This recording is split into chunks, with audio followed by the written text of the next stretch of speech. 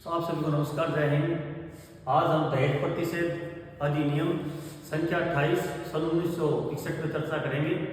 देखिए, इस अधिनियम को हरियाणा के अंदर संशोधित किया गया, जिसकी संख्या 38 है सन 1976 में।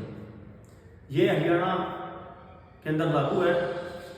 ये 5 अगस्त 1976 को पारित हुआ था और 11 अगस्त 1976 को पूरे हरियाणा में लागू हुआ था।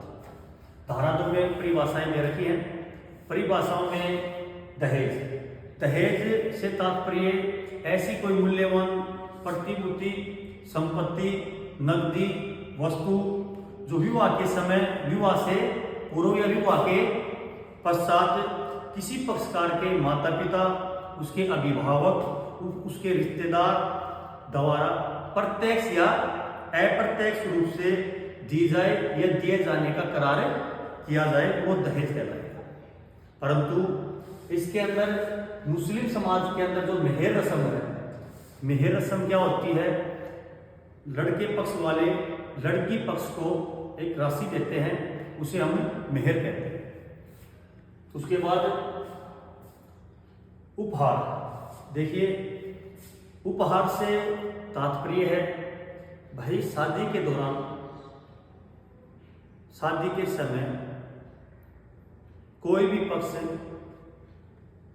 उपहार के रूप में कोई राशि है, कोई जेवर है या कोई वस्तु है, अपने बच्चे को दे सकता है। वो दहेज की श्रेणी में नहीं आएगा। उसके बाद वैवाहिक खर्चे।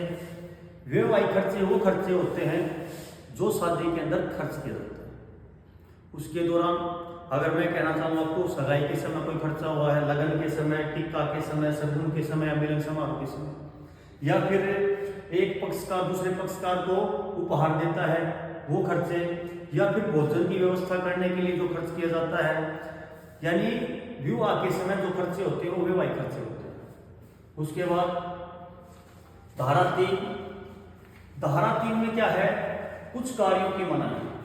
कुछ कार्यों की मनाही है। कुछ कार्यों में भाई ना दहेज देगा, ना दहेज लेगा कोई भी, और न ही दहेज के लिए उकसाएगा। और उसके बाद जिन बंदों में दे रखा है में दुल्हन से, दुल्हन के माता पिता से, दुल्हन के अभिभावकों से, दुल्हन के रिश्तेदारों से प्रत्यक्ष या अप्रत्यक्ष रूप से दहेज नहीं मांगा जाएगा।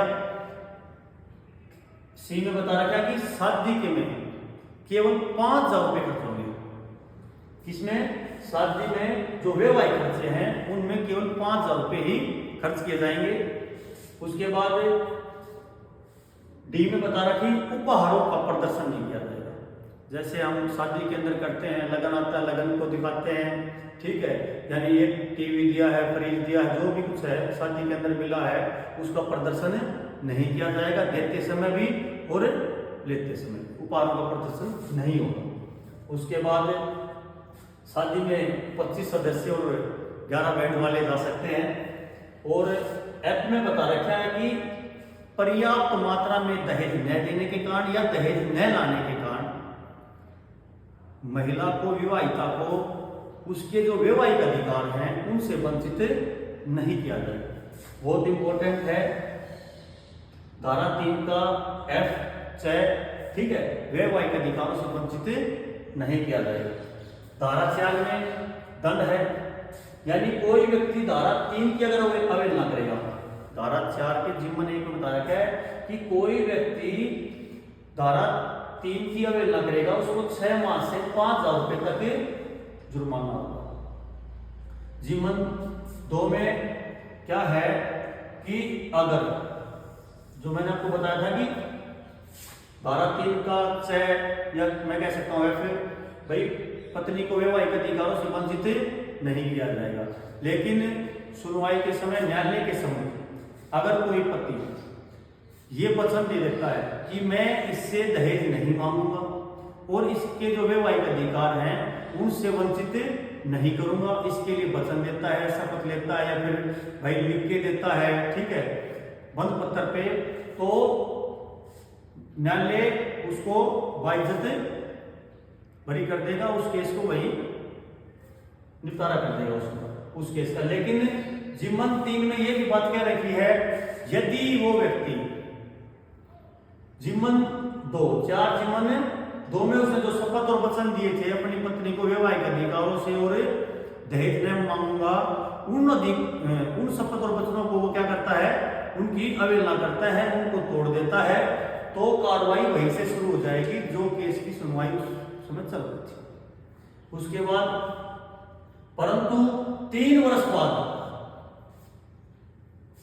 बाद सुनवाई नहीं होगी।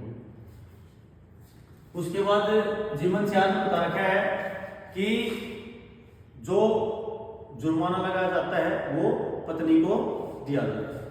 उसके बाद धारा 4 क्या है, वह बहुत इंपॉर्टेंट है। विज्ञापन पर प्रतिबंध। हमारे समाज में ऐसे व्यक्ति भी हैं जो विज्ञापन कराना चाहते हैं अपनी लड़की की शादी मैंने क्या दिया है, मेरे लड़के की शादी में क्या कुछ आया है, ठीक है। तो ऐसा कोई विज्ञापन नहीं करेगा, कोई समाचार पत्र है, कोई भी मीडिया है, किसकी शादी में कितना सामान दिया गया है, क्या खर्चा किया गया है, ठीक है। उसके बाद अगर कोई विज्ञापन कराता है तो उसे 6 माह से 5 वर्ष तक कारावास और 15,000 रुपए तक जुर्माना है। यानी विज्ञापन पर प्रतिबंध क्या है, इसमें है धारा 4 कैबिन। उसके बाद धारा 7 है। धारा 7 में अपराधों का संज्ञान है। किसका है, अपराधों का संज्ञान। इसमें हमारे लिए 2 चीज इंपॉर्टेंट है भाई। प्रथम श्रेणी से निम्न का कोई भी न्यायाधीश सुनवाई नहीं करेगा और डीएसपी लेवल का अधिकारी से नीचे का इसकी जांच नहीं करेगा, यानी एसीपी लेवल का अधिकारी, ठीक है। थैंक यू, धन्यवाद।